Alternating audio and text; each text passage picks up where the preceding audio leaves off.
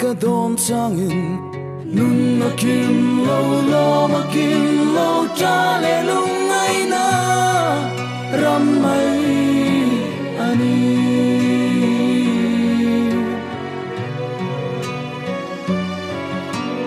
kan sa zong ten hele she hi ngai no va kam len man hun tur o kan don sani nang mai azur ngai in kan na bache hele ai mi te hian lung ngai te min nem la tra na bu to lom na dai to long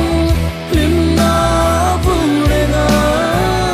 in me na kan khen ve hun chua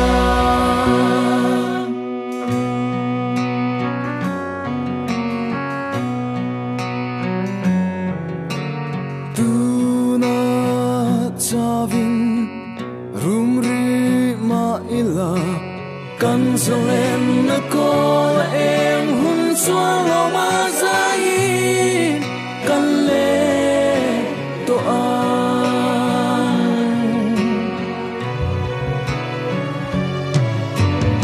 isu min shuela iram min khen ro mel ma do sang hele kin maya nam kan ngai che ngai kan na bache hele ai mi te hian lung ngai te min nem la cha na bo to an lom na dai to long lim na bu re na kan khen ve